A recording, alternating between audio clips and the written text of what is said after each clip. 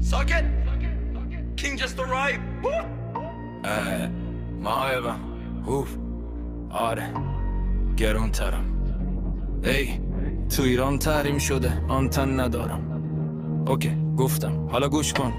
یک بار مصرف شماره $90 بدون صاحبی، شماره که برای 100 نفر یک لقمه های تو دهن همه قهر. شماره محلی اگه آنتن رفت چی؟ نه پیامک نه تماس، سیم کارت پر تو زندونیه. یک گوشی هستی ایرادت از من چی بود؟ اینترنت نباشه مگه جنگه؟ اما من با پنل شاهکار دارم، پیامک در پنل و تماس دارم. استثمید کشور شماره دارم، من آنلاین باشی من هستم، من شماره نیستم.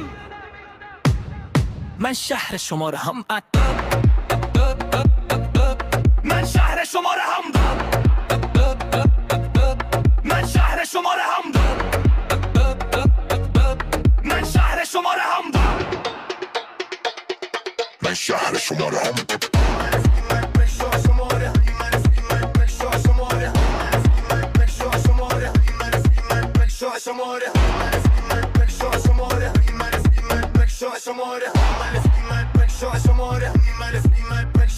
من لسیم پادشاه شماره هم. نه ترس از آن تن دارم، نه گم میشم نه قط میشم. شادردا شماره محلیان با خرید شماره هر کشور، فقط یک کلیک فاصله دارم. گلوبال اکسس گلوبال پاور روبا، شماره مجازی هیچ کس. شماره محلی دعا کن آن تن نره، لسیم بدون مرزسی.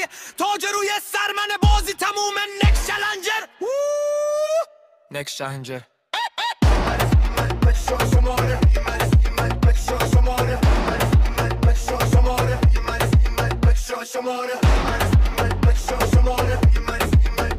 شماره